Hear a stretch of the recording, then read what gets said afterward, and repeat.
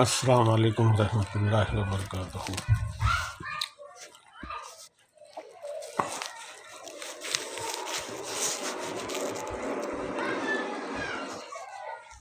कुछ कौल इरशाद फरमाइए बुजुर्गान दीन के।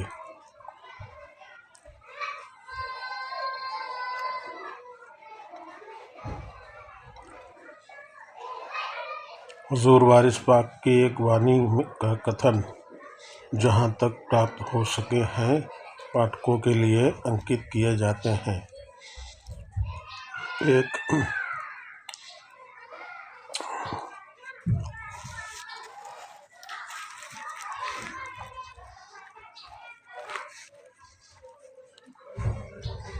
बुजुर्गों के फरमान, वारिस पाक अपनी वजह पर कायम रहो, अपने जीवन व्यापन का सदैव एक ढंग स्थिर रखें।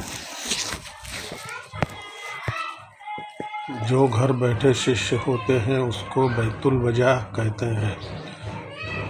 अगर 7 दिन का उपहास हो तो भी ज़बान पर ना लावें और अल्लाह से भी ना कहें, क्या वो नहीं जानता जो आप में अपने पास है। अपनी बस्ती में रहकर लापरवाह रहना मुश्किल है। जब फाके हो तो सहन करें। बात तो जब है कि सांस खाली ना जाए। लोगों ने पूछा, किससे सांस खाली ना जाए? तो वारिस पाक ने कहा, अल्लाह से। एक रंग रहे। बड़ी फकीरी यह है कि हाथ कभी ना फैले, निर्लोभी होकर रहें। ईश्वर की दी हुई दशाओं और उसकी मर्जी पर स्थिर रहें। गंडा, तावीज़, दुआ, बद्दुआ इत्यादि बिल्कुल ना करें। यही फकीरी है। हाजी अवगढ़ शाह वारसी ने प्रार्थना किया कि हुजूर, मशाइख तवज्जो ध्यान देते हैं, ये तवज्जो क्या है? आपने कहा कि गर्मी है, मोहब्बत है, तो तवज्जो काम देगी, और जिसके हद में मोहब्बत ना हो उस पर क्या प्रभाव होगा? हाजी अवगढ़ शाह ने हुजूर से कहा, सैयद की पहचान लोग ये बताते हैं, अगर उनके हाथ पर आग रख दी जाए तो हाथ ना जले। आपने उत्तर दिया, ये सच है, किंतु जो इम्तिहान लेगा वो काफिर होगा। ये जो पीर गुरु की सूरत है, यही सब कुछ है। जिसने यहाँ नहीं देखा वो अंधा है। आदेशानुसार मन काना फी हाजिही आमा फहुआ बिल आखिरतिल आमा, अर्थात जिसने यहाँ नहीं देखा वो अंधा रहेगा।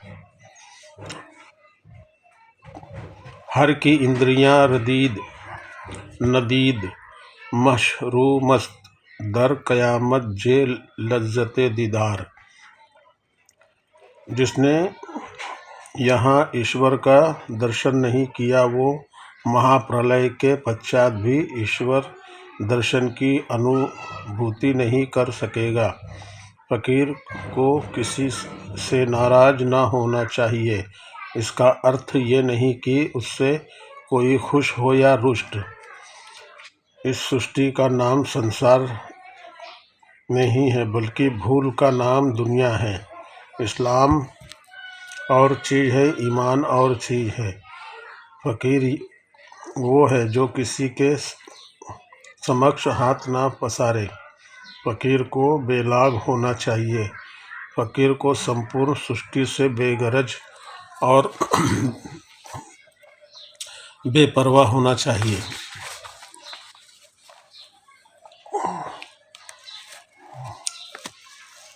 बेपरवाह और निस्वार्थ होना चाहिए। फकीर किसी का मोहताज नहीं होता। फकीर को सवाल हराम है। फकीर को किसी वस्तु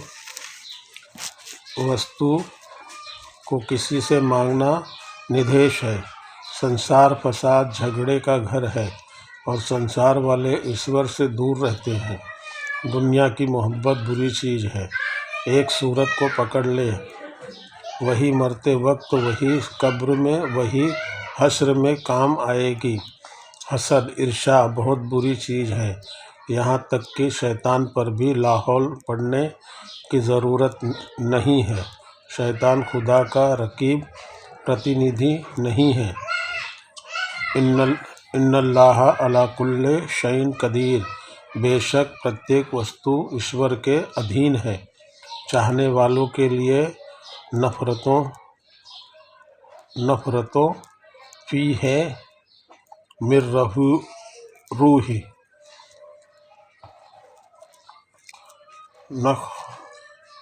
नफ़रतों फी है नूरी, पर्याप्त है। इसलिए खुदा हमारी मिल्कियत है, हम खुदा की मिल्कियत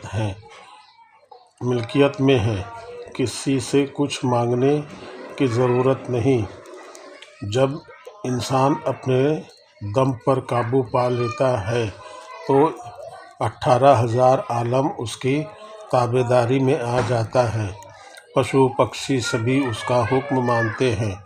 सैयद मोहम्मद इब्राहिम शाह रहमतुल्लाह अलैह से हुजूर वारिस पाक ने पूछा, तुमने गंज पढ़ी है? सर्फ व नहो मंतिक? उन्होंने जी हाँ कहा। फिर सरकार वारिस पाक ने कहा, यदि ईश्वर की तलब चाह या इच्छा है तो पगड़ी और मौलवियत ताक पर रख दो तथा कुफ्र इस्लाम को एक समान देखो और समझो कि एक ही कावे की दो पुस्तकें हैं। काफिर मोमिन के समान है, किंतु वास्तविक उपदेश के प्राप्त करने के रास्ते में विभिन्नता पाई जाती है। किंतु अहले बैत मोहम्मद सल्लल्लाहु ताला अलैहि वसल्लम के ख़ानदान वालों की मोहब्बत शर्त है। सैयदना हमारे सैयद महबूब शाह साहब कहते हैं कि एक बार सरकार वारिस पाक काव्य ग्रंथ मसनवी मौलाना रूम का अध्ययन कर रहे थे। इसी बीच आपने कहा, प्रत्येक मनुष्य का कर्तव्य है कि अपने मन और अपनी इच्छा शक्ति को वश में रखे, अंत सफल होगा। यदि इच्छाओं की भागदौड़ हाथ से छूट गई तो उसे फांसी की सज़ा दी जाएगी। चू कलम दर दस्ते गद्दारे बूबद, ला जुर्म मंसूर दरदारे बूबद।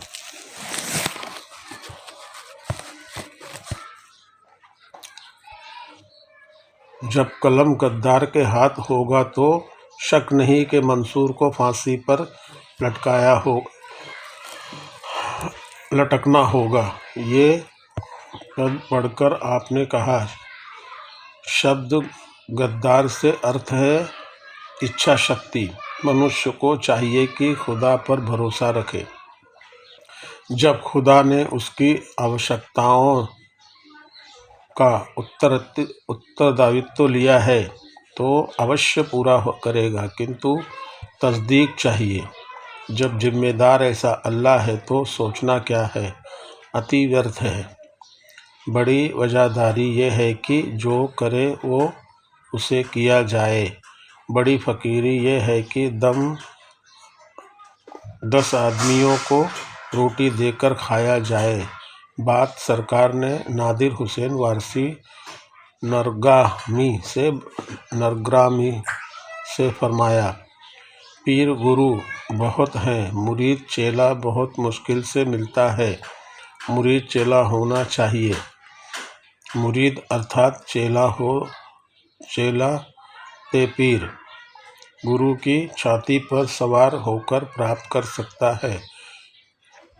पीरों को रस्मी मुरीद बहुत कम मिलते हैं, पर सौभाग्य से मुराद हाथ लगता है।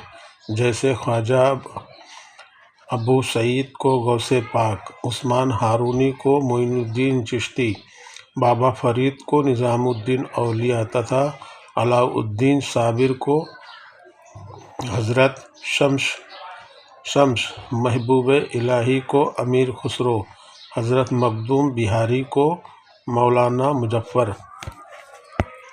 एक बार आपने कहा आदमी होना चाहिए, आदमी होना बहुत मुश्किल है।